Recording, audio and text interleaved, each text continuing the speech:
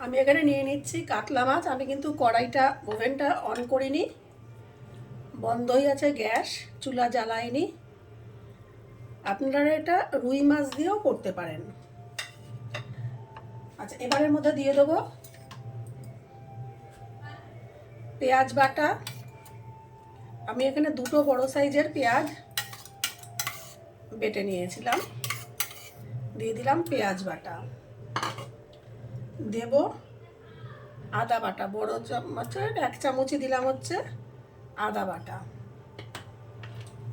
আর দেব হচ্ছে কাঁচা লঙ্কা বাটা। এখানে কাঁচা লঙ্কা একটু বাটা ছিল, লাল সবুজ দুটো কাঁচা লঙ্কাই ছিল, দিয়ে দিয়েছি কাঁচা লঙ্কা বাটা। দিয়ে দিচ্ছি হলুদ গুঁড়ো, লঙ্কা গুঁড়ো, লাল লঙ্কার গুঁড়ো,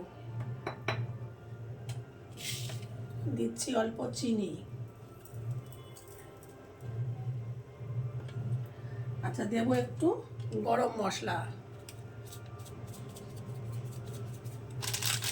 একটুখানি 1/4 টিএসপি দিলাম গরম মশলা।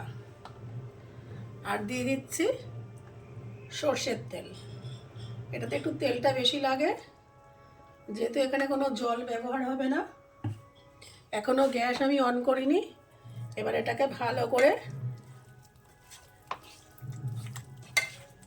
মশলা আর মাছটাকে একটু মাখিয়ে নেব। ভালো করে মশলা মাখানো হয়ে গেছে। এবার আমি ছোট দুটো টমেটো আমি কেটে নিয়েছি, পাতলা পাতলা করে কেটে আবার মিশিয়ে দেবো। এটাকে ভালো করে মিশিয়ে দেবো। দিয়ে দিচ্ছি পরিমাণ মতো স্বাদ অনুযায়ী লবণ, দিয়ে এটাকে ভালো করে আবার মাখিয়ে নেব। এবারে দিয়ে দেবো 3টে কাঁচা লঙ্কা, আর গ্যাসটা এবারে অন করে দেবো।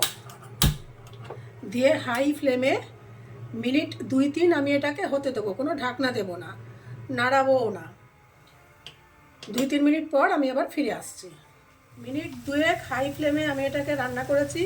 এবার আমি একদম ফ্লেমটাকে কমিয়ে দেবো, একদম লো ফ্লেম করে দেবো, আর দিয়ে দেবো ঢাকনা চাপা দিয়ে। আবার 2 মিনিট পর আমি এটাকে ওপেন করব। মিনিট 2-3 হালকা আঁচে হওয়ার পর আমি এটা খুলছি। খুলে মাছগুলোকে খুব হালকাভাবে উল্টে দিতে হবে, কারণ মাছগুলো তো কাঁচা মাছ দেওয়া।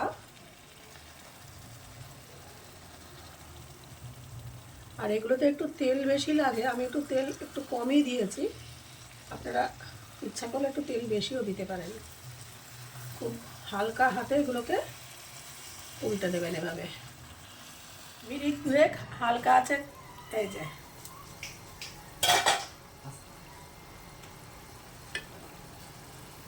আবার একটু হালকা হাতে মাছগুলোকে উল্টে দিয়ে আবার ঢাকনা চাপা দিয়ে একদম লো ফ্লেমে আরেকবার হতে দেবো। খুব হালকা হাতে তাড়াহুড়ো করবেন না, মাছ কিন্তু ভাজা নেই, খুব নরম। আর আমি এটা কাতলা মাছ দিয়ে করছি বলে আপনারা এটা রুই মাছ দিয়েও করতে পারবেন। এই যে ভেঙে গেল, দেখলেন তো? কথা বলতে বলতে ওদিকটা নজর দিলাম না, ভেঙে গেল।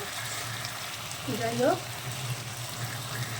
এরকম একটা স্প্যাচুলা টাইপের কিছু নিয়ে নেবেন, তাহলে সুবিধা হয় উল্টাতে। খুন্তি দিয়ে না ভেঙে যেতে পারে।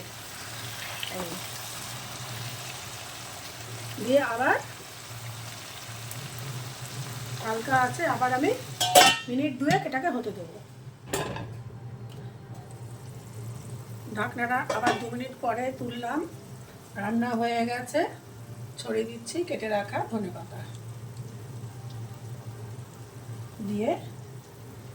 এই রান্নাটা গরম ভাতের সঙ্গে খুব ভালো লাগবে, বা চটজলদি অফিস যাওয়ার সময় চটজলদি হিসাবে ওটা রান্নাটা খুব ভালো হয় এবং খুব সুস্বাদু হয়। তৈরি আমার হাতে মাখা মাছ।